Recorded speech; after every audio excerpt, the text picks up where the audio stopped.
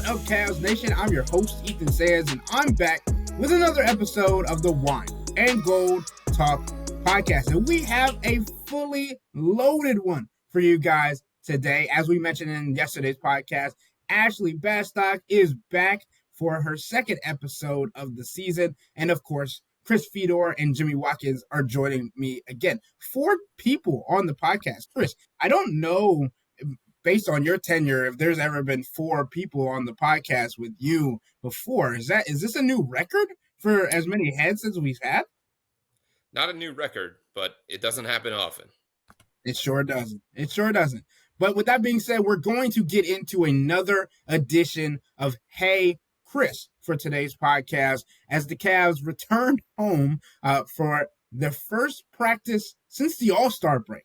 So we want to get into some of our questions from our subtexters about that. Chris, I will let you get into what you heard, what you saw about practice before we get started. How important was it for them to just be back and get into a routine again? I guess sort of important. I mean, at this time of year, obviously, there are bigger things in play for this organization, but you want an opportunity to kind of get back into a routine. You want an opportunity to see some things that you haven't been happy about over the last month of the season and actually get onto the floor and work through those things behind the scenes, as opposed to having to work through those things on the fly in game situations. And that's kind of the situation that the Cavs have been in, because the schedule has been so condensed, because they've been on the road so much, because they've been traveling so much. It just hasn't been a lot of opportunity for them to work on the things that they've wanted to work on, the things that they feel like are going wrong for them throughout this stretch. It's hard to say that, right? Because they still have the best record in the Eastern Conference. It's the second best record in the NBA. But the way that Kenny Atkinson has termed it is slippage on both sides of the ball, mainly on the defensive end of the floor. And practice is something that you would believe would help some of those issues. So one of the questions from our subtexters basically entails the question of how bad would it make the Cavs feel if they lose the 1 seed heading into the playoffs to the Boston Celtics? Because we know it is possible, right? The Boston Celtics are right on the tails of the Cleveland Cavaliers for the 1 seed and the 2 seed. The Cavs have held the 1 seed for a majority. Right on the tails? No. No. Four games. There's 7 left. There's 7 left. Do the math. Right? If that happens, that would be a pretty bad collapse to end the season. So I think the Cavs would feel awful about that. But if that happens, I'll do a headstand for the entirety of the podcast. It's just not going down. The only thing that is making this a general conversation and extending the Cavs' ability to wrap up the number 1 seed is that Boston just isn't losing lately. Ever since they got Kristaps Porzingis back, ever since they flipped it to March and they saw the playoffs right around the corner, they've taken it to a completely different, for them, it's go time. And they totally understand that. Just the way that they've been playing has been able to drag this out a little bit longer. But I'm with you, Jimmy. All these people are like, oh, I don't know if the Cavs are going to get the 1 seed. You got a 4-game lead and there's 7 games left, and the Cavs are going to be favored in every single one of those games, except for maybe the last game of the season when it becomes Luke Travers, Amani Bates, and Tristan Thompson time. Let me just read the question verbatim so Jimmy rest doesn't. Assured, if the fans actually need to be appreciated on Fan Appreciation Night and the Cavs need to win that game, they're going to win it. They're going to win it. So this is what Tim C. from Canton, Ohio said. He said, I listened to the last podcast and I understand the Cavs allegedly don't care about the rest of the regular season. But looking at the schedules, they have a pretty good shot of losing the number 1 seed. Setting aside any emotional impact, how important would that be? By the way, have you looked at the tiebreakers between the Cavs and the Celtics? It gets pretty weird. So I'm going to turn the question over to Ashley, who's been patiently waiting to answer the question about what do you think it would mean for the Cavs team to lose the 1 seed? And what do you think is the likelihood that that happens when they're only ahead 4 games with Yeah. 7 games left?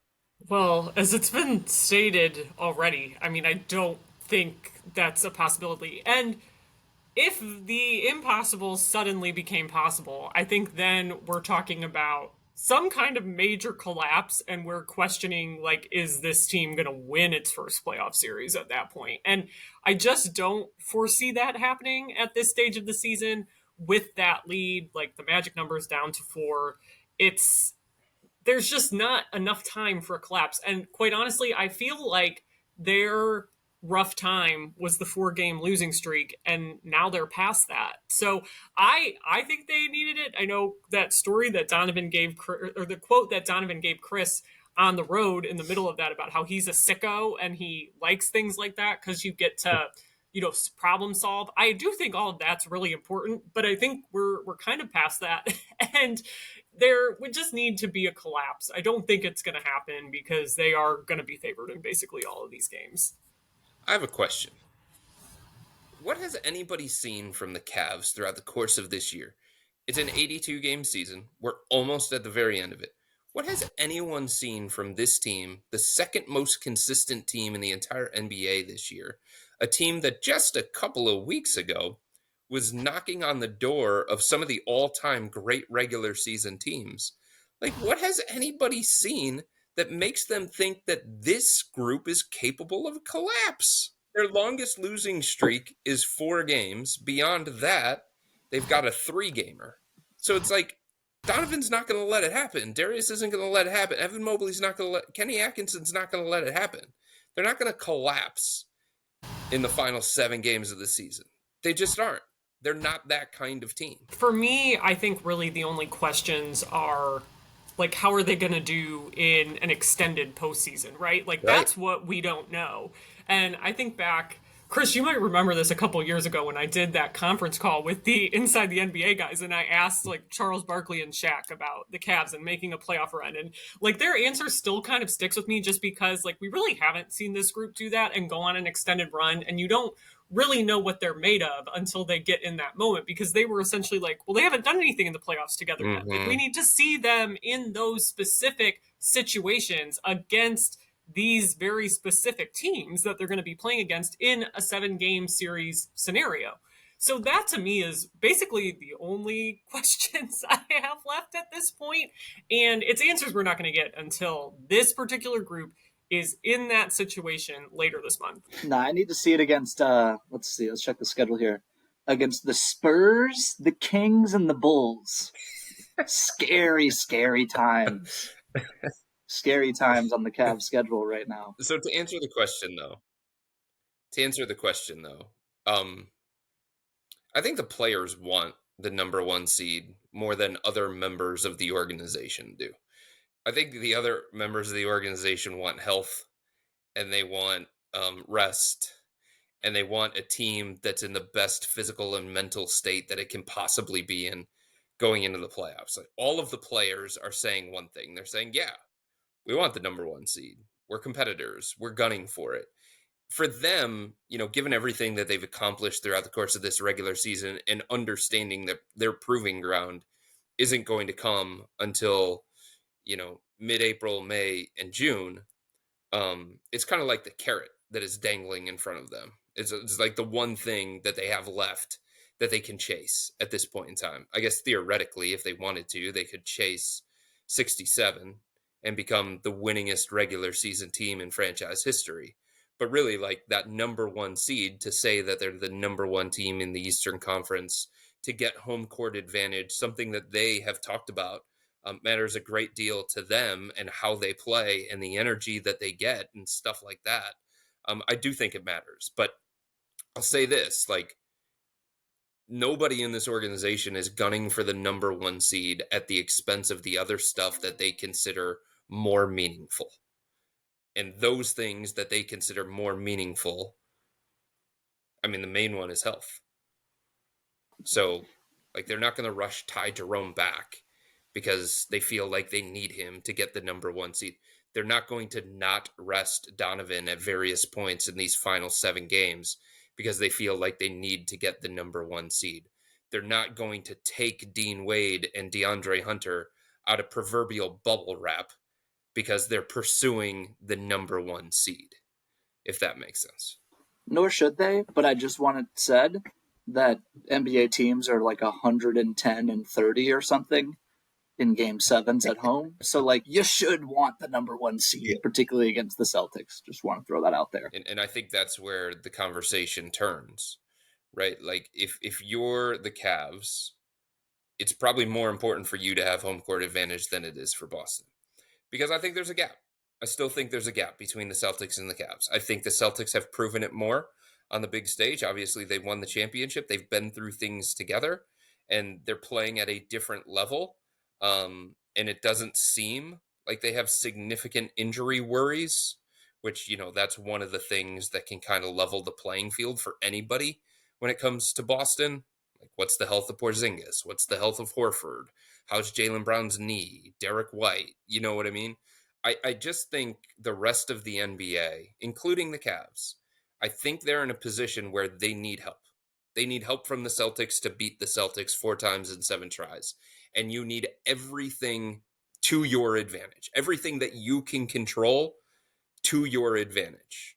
So for the Cavs to close the gap on the Celtics, one of the ways to do that is obviously get home court advantage and find a way to get a game 7 back in Cleveland, or just find a way to get the first 2 games in the series and go up 2-0 and shift the pressure to them going back to like home court advantage. They call it that for a reason. It should be advantageous for the home team. And I think for the Cavs, they need every possible thing on their side to beat the Celtics 4 times in 7 tries. And it would certainly increase their chances of winning that series. And we talked about this with Kenny Atkinson today, just the fact that rotations are going to shrink.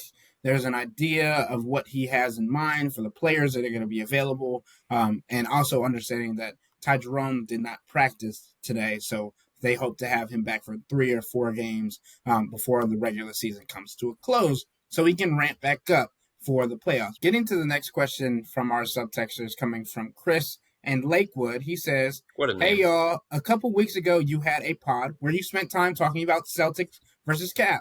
You said rotations will shrink in the playoffs. Why can't the Cavs use their depth and try to run teams like the Celtics or the Knicks with smaller rotations so hard that their stars get exhausted? Is that a legit strategy, or would the Celtics just beat up on our bench too badly for that to work?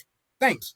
So I think this starts off with something that we learned from Kenny Atkinson today, when he mentioned that he will start every playoff series with 10 in his rotation, right? And I think that's different than what we had originally come into. And as Jimmy has mentioned on different podcasts, it's the first round and second round, depending on who they play, can also be seen as the regular season and ramping up for the Boston Celtics, because that's just simply how good the Cavs have been. And again, we're not talking about a drop-off. We're talking about them bringing their game to another level as well.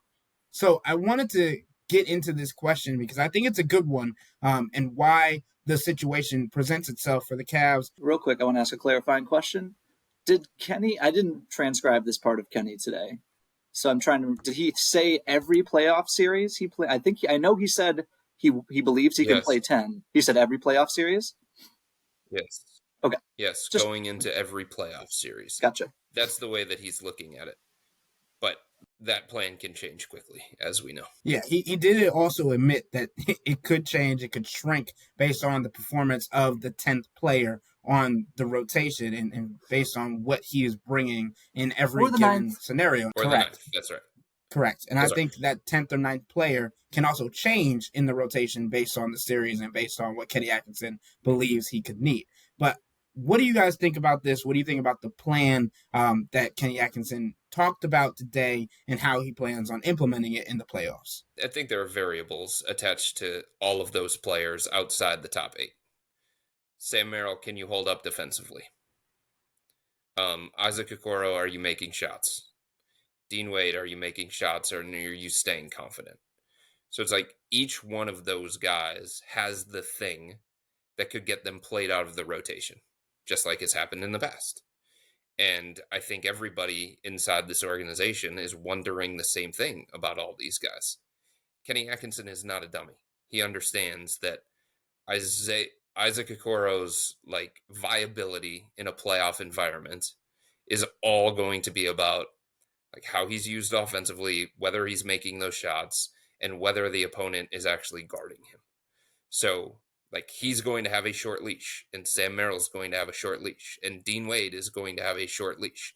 And that's just the way it's going to go. But the bottom line is Kenny at the very least has options. Certainly more options than JB Bickerstaff did, and more playable options than JB did. So if Max Strus is having a hard time holding up on the defensive end of the floor in the starting lineup against the Boston Celtics, then what do you think happens? The same thing that happened last time they played against the Celtics on the road. He got a quick hook, and he was essentially turned into a role player or a specialist. And then you give those minutes to DeAndre Hunter. And if DeAndre Hunter is in foul trouble or he's not impacting the game in a positive way, then you say, okay, how about Dean Wade? All right, how about Isaac Okoro? Or how about maybe we try a more offensive lineup with Sam Merrill? So a coach that has options, that's what it's about to me. And Kenny Atkinson's going to have those options. It's just about what's the matchup call for? What's the situation call for? Who's playing well? Who's not playing well? But it's not going to be a consistent 10-man thing. It's just not. It may be in the first round. Maybe in the first round against Chicago or Atlanta or whoever it may be. But as the playoffs shrink, Kenny, just like every other coach, is going to find a comfort zone with a certain rotation and a certain set of players, and he's going to have more trust in certain guys than he is Sam Merrill, Isaac Okoro, and Dean Wade. That's just the reality of it. Every coach in that situation would have more faith in DeAndre Hunter, Donovan Mitchell, Darius Garland, Evan Mobley, and want to play them 40 to 44 minutes or something like that, because that can become an advantage for you if those guys can handle that workload and if they can be effective playing that many minutes. I wanted to bring up too, like the general idea behind this question, because I think a lot of people listening to this podcast understand why playoff rotations shrink, but it seemed like with this question, a basic understanding of it, I think, is important, because as a coach, as an organization, to what Chris is saying, you're making a bet with your best players. And that's why you go from playing like 10 to 12 people to typically 7 to 8 for most teams. That's the core, because you want in the Cavs case, their core four to play as many minutes as they can, because that's going to give you your best chance to win. And I know, like, it might sound counterintuitive to be like, oh, well, like if the other team's only playing 7 guys, wouldn't we just want to like run them down the court? Like that might sneak you a win in game 5, but long term, it's not a strategy to have playoff success, because really, like, you're going to get wins based on your stars and your core, and you want those guys playing more minutes than they were playing in the regular season. So in case anyone wondered why this is a phenomenon, that is why we see it all the time. Teams also just aren't, like, as deep as the Cavs are, they're just, like, in terms of shot creation, playoff level shot creation, no one's really that deep when it comes to elite playoff shot creation. We're talking about I think Donovan qualifies, Darius can qualify depending on the playoff day.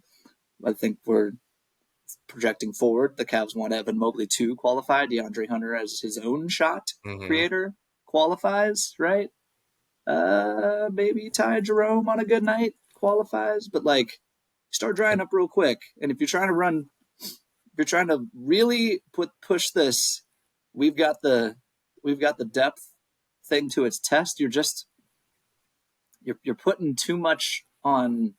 The way you have to do that is like you're just taking the wrong guys off the court essentially, and you're putting a lot of specialists on the court because of wind, and that's just not enough. Ironically, one of the only teams who has enough shot creators to spread them out like this, the Boston Celtics. It's just like They're so good that you want to be throwing your best punch or the best punch you possibly can at all times. And this doesn't mean that there won't be points throughout the course of this playoff run for the Cavs that are coming up where Sam Merrill just goes on a heater and changes a game. Or, Max Strus bangs in 5 threes and changes a game. Or maybe Javonte Green has his Dante Jones moment for 1 minute at the end of a half. Chris, Where he oh just my changes gosh. things, right? Well, it's because I just wrote about it, which, I hadn't thought about it in a while, but obviously Dante Jones is on Ty Lue's staff, so he was in town the other night. And that's an important point, right? Is just because you're out of a playoff rotation doesn't mean you're not going to get some key spot minutes, even if if you're Isaac Okoro and you miss shots. Well, maybe you get through that series. Maybe he's missing shots the first series, and maybe they need him to lock somebody up defensively and face guard somebody. Those moments can still happen, even if you're not in the core rotation or you've got knocked out of it for some reason. We all know that Ty Jerome is going to go on a mini run all by himself, against another team's bench that creates some distance for the Cavs. He's done it all season long. He's a big game player. I believe in him in a high level. The Cavs believe in him in a high level. That's going to happen. That's an advantage that the Cavs could have. But that's not going to last over the course of a series, or that's not going to last over the course of a game. It's going to be a pocket of a game, a pocket of a series where it becomes extremely meaningful. Think back to, the Cavs championship run. There were moments for Richard Jefferson where he stepped into the starting lineup for Kevin Love and he gave them a different kind of look and he gave them more length, defense, athleticism. But there was game 7 where Kevin Love was brought in there to pull down a bunch of rebounds, to be physical and stuff so he was neutralized through a majority of that series because of the matchups against the Golden State Warriors. But there were moments where he stepped forward and played a significant role for a small pocket of a game or the small pocket of that series. And you're going to have guys like that for the Cavs that get those opportunities as well, that are outside of the core 4 players. And if they capitalize on them, then the series looks a little bit different, right? There's been comments about DeAndre Hunter and his playoffs experience and injury management and injury history as well, because Jimmy has mentioned on the podcast before that he hasn't played outside of the Eastern Conference first round, which, to be fair, is true, because in any other series that the Atlanta Hawks made it out of the first round, DeAndre Hunter was injured, right? Yeah. So the most games that he's played in a playoff series is 6. That happened in 2023. It's important to note that these players are also trying to create their playoff moments.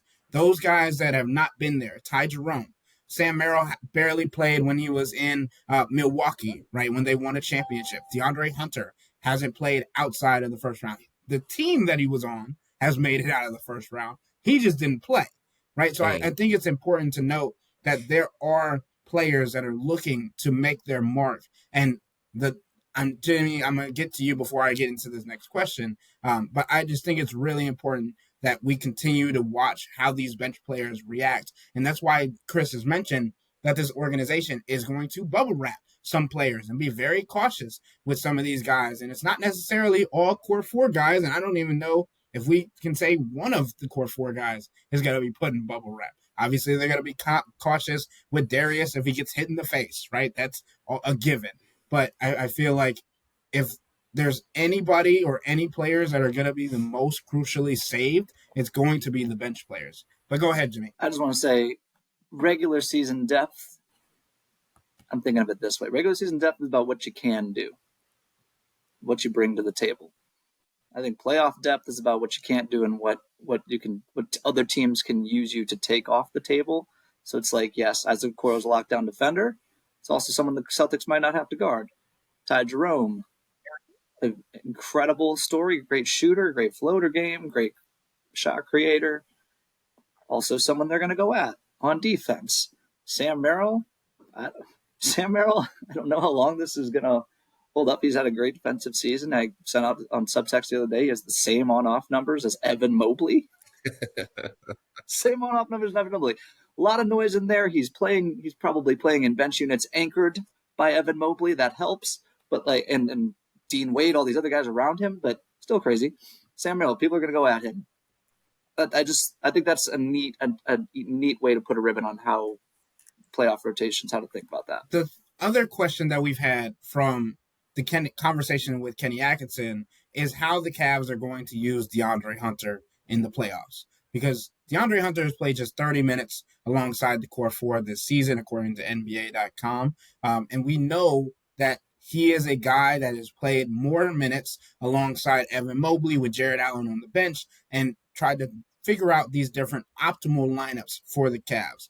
Chris, Kenny Atkinson talked in practice today about wanting to get a bigger sample size on the DeAndre Hunter with the core four before the season is over. Obviously, it's just 7 games, but he did say that he wanted to get a better look at that. What do you think that could do for potential lineups or anything? Or are you of the belief that Max Strus is going to start the first round playoff series, regardless of how DeAndre Hunter plays in this last stretch, with potential options with the core four? Yeah, I mean, I think the Cavs are going into the playoffs with the plan to have Max Strus in the starting lineup, the same way that they've operated for a majority of the second half of this season. Number one, I think they like the things that Max brings alongside the core four. Number two, they can point to the numbers, the effectiveness of the core four plus Max Strus. And the other thing is, DeAndre was coming off the bench in Atlanta in the middle of a career year. He was in the sixth man of the year conversation. So he's clearly comfortable coming off the bench. He clearly can be effective in that role coming off the bench. And it works for him and it works for the Cavs. If it works for both sides and they're on the same page about what his role is going to be, then I think it's fine to go that way. But look, like if Max Strus is struggling, if the Cavs aren't getting out of the starting lineup what they want to get out of it, then they can quickly turn to DeAndre and have him play, a majority of the minutes at the small forward spot. But I think the Cavs are still also trying to work through a lot of stuff related to DeAndre. I think they're trying to figure out, is he better playing the 3 or the 4? Is he better playing alongside 2 bigs or better playing alongside 1 big with Evan Mobley? Primarily, it's been DeAndre and Evan Mobley together, not DeAndre and Jared Allen together. But I don't think the Cavs to this point, for a variety of reasons, I don't think they've gotten as much of a look at DeAndre at the 3 as what they wanted to. And I know responsibilities are what they are, and it's a positionless basketball game. But who he shares the floor with is important. How he's used within the offense and on defense, that's important too. And I still think Kenny is trying to work through those kinds of things when it comes to DeAndre. But we've talked about this so many times on this podcast. DeAndre is a blender, and he can play with a bunch of different guys, and he can fill a bunch of different roles.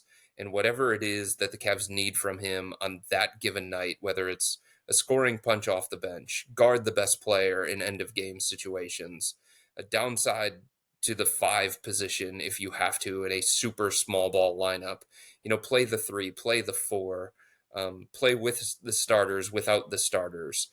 He's capable, because of his skill set and because of his versatility, he's capable of filling in a lot of those different gaps in a way that not everybody on this roster that would theoretically occupy that same position can do. Okay, I have a couple things to say here. Number one, I don't think it's a coincidence that DeAndre Hunter is on pace to play the second most games of his career this season in the in a 6-man role. I think that could be playing a role in this too as we talk about bubble wrap going into the playoffs.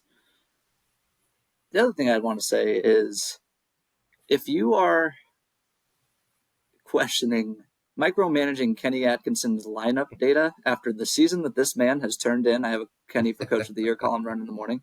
Please get a grip. If you are, frankly, at all combing through small data sample sizes in March and April of the regular season, please get a grip. I want that said, because I think I've said this a couple times now, that DeAndre has played with 3 members of the core 4. The one he doesn't play with very often, Jared Allen, is the easiest dude to play with in the world. Like, I promise it's going to happen, and they're going to be okay. And the other thing that I actually don't think we've talked about yet on the pod is, like, putting DeAndre out there with Donovan and Darius, you're getting less of what you got DeAndre Hunter for out of those groups. You know what I'm saying? He's like an extra shot creator guy. He's a guy who can bring some juice when one of them are on the bench. If he's on the floor with Donovan, Darius, and Evan, he's probably going to do a lot of standing there, which is fine. Floor spacing is important, but, like, don't you want to get the most mileage out of your midseason acquisition? Like, this for both sides. The Cavs want to get more out of DeAndre Hunter. DeAndre Hunter probably wants the ball too, so he's not going to have the ball as much in those situations. It's something that you need to work through as you get to the playoffs. But we've talked about this. He's just not playing with Jared Allen, and Jared Allen fits on 30 NBA teams. Like, it's going to be all right. I promise it's going to be all right. I mean, part of the reason why Atlanta moved DeAndre to the bench is to get him away from ball-dominant Trae Young and give him a little bit more freedom within the offense. And look what happened. Yeah, and DeAndre's been great off the bench, but I also think it's funny to mention that he's trying to be utilized in a non-ball dominant role or non-ball dominant lineups, but it's also like Kenny Atkinson simply hasn't really figured DeAndre out all the way yet. He's still trying to figure out how to run ATOs and plays and sets for him on the offensive end in part because DeAndre Hunter is so good at creating his own shot. He doesn't need all the fancy pick and rolls and these things. Like, that's one of the things that Kobe Altman raved about in his press conference when the trade was first announced. Kobe Altman took to the press conference and was going through his shot motion to describe how DeAndre Hunter was going to be able to shoot over opponents, and that's come to fruition. So good on Kobe Altman, ball knower, not just somebody that's behind the desk, because we know he's not. But I want to get into this last question from our subtexters, and I think when we talk a lot about LeBron and how the franchise records were mostly set, this is where we've come to. And Isaac Okoro and Jared Allen talked a little bit about this the other day as well. The question is, every year, it didn't matter with what seed you had with LeBron because the East ran through him. But with getting 60 wins this year and with eyes on the championship, would a championship this year mean more to the city and organization than the one in 2016? Winning a championship without LeBron, to me, would be more special than with him at this time. Ashley, I'm going to start with you and see where you fall into this category about the championship run comparison to 2016. My gut is it wouldn't be more special just because LeBron's not here anymore. But you think about all that is wrapped up in 2016. You're ending a 52-year title drought for a city that was so desperate, for one. That's number one. Number two, they come back from down 3-1. And I know now, how the Cavs fandom is split on LeBron, like, that's a whole separate discussion. But in real time, like, as it was happening, like, it did mean something that he is from Northeast Ohio and did that. Like, I don't think that this one would be less special necessarily. I don't think it would be more special, and I don't think you can really categorize it in that terms because you're essentially trying to quantify the specialness of it. Like, I think it would be appreciated in a different way, right? Because these are a bunch of guys that they got under very different circumstances, right? Like, you draft Darius Garland when you're bad. You draft Evan Mobley. You make the amazing trade for Donovan Mitchell. You trade for Jared Allen, which was, that move alone has been one of the, I guess, under-heralded ones that they made in making this team up. So it's just different. Like, it's not lesser, it's not more than, it's just got so many different circumstances around it. But I think, truthfully, in so many ways, like, the 2016 title won't really be eclipsed by much. I truthfully think, and this is not just me saying this because it's my primary beat, like I think the only thing that would ever eclipse 2016 is a Browns Super Bowl. Oh, yeah. Like quite honestly, like that's it. That's the standard, and this team is not providing that as much as Browns fans would like it to be true. Completely agree with all of that. The other thing is there is no NBA Finals, whether it's Golden State, whether it's Oklahoma City, maybe the Lakers. Not even the Lakers, even though it would be LeBron. That would make it a little bit close. That would add a different kind of layer to it. But it was Cavs Warriors. It was the rivalry during the time. And that added more to that story and to that win as well. Cavs fans hated the Warriors, and they had every reason to hate the Warriors. That level of hatred does not exist for the Oklahoma City Thunder, and it won't over the course of one series. So that added to the story as well. The thing I will say, though, is I do believe that it would be a significant point of pride, and rightfully so, for this organization to show itself that it can do it without LeBron. Not that they haven't proven that they can be a respectable franchise, not that they haven't proven that they can make smart moves and stuff like that. But there are general people that follow the NBA, that work in the NBA, that are like, can you do it without LeBron? Can you show that you can win a championship and build a sustainable winner and do all these different things when it comes to your culture and stuff without LeBron? And I think it would be a big point of pride for Dan Gilbert, for Kobe Altman, for Mike Gansey, for Brandon Weems, for everybody inside this organization to be able to say, it wasn't about LeBron.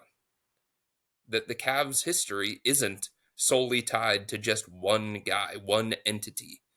We can do it without him. We can do it our own way. So I understand that, and I understand why players want to be a part of that. Why Donovan Mitchell and Darius Garland and Jared Allen and Evan Mobley want to be part of the next wave of great Cavs. Why are fans wondering about this? That's my question. Why is it a bad thing? Why are you trying to get out of your LeBron James's flagship franchise? That's pretty cool. To answer the question, I think it's just this segment of Cavs fans that, quite honestly, it's probably a lot of Cavs fans that just turned on him the second he left that were also not happy when he went to Miami. I think it's specifically, to me, the question of why, Jimmy, I agree with you that I don't fully understand it, but I understand the phenomenon. I don't agree with the phenomenon, but I think there's a large segment of Cavs fans that just, despite the title, have negative feelings around LeBron for leaving a second time. And I think that kind of, to me, causes these questions, comparisons, a desire to do something without LeBron. It's almost like an inferiority complex, right? We want to prove as a fan base, our team can still win without you, or a scorned ex-boyfriend. That's kind of how I'm looking at it right now. There's also a sense from a fan base that it takes away something that other people can use against it. Against the team that they love. Right now, people that are skeptics of the Cavs, or people that are Boston fans, or people that are Oklahoma City Thunder fans, or whoever they are, they can use it against the Cavs fan base, and they can say these things, and it can hurt their feelings, because some of it is a little bit true, because they haven't won a championship without LeBron, right? They haven't won 60 games up until this season without LeBron. As of last year, before they got past the Orlando Magic, they hadn't won a playoff series without LeBron. And it's it just takes something away that other people can use against the team that the fan base loves. Part of the reason they didn't win without LeBron is because LeBron was here for a long frickin' time. 11 years is a long time in the NBA. Yeah. Okay. The previous 15 years, not great. But I don't know. These people who are using LeBron to discredit Cavs, it sounds like a bunch of people who don't know ball. Mark Price was a really good basketball player. Brad Daugherty's a really good basketball player.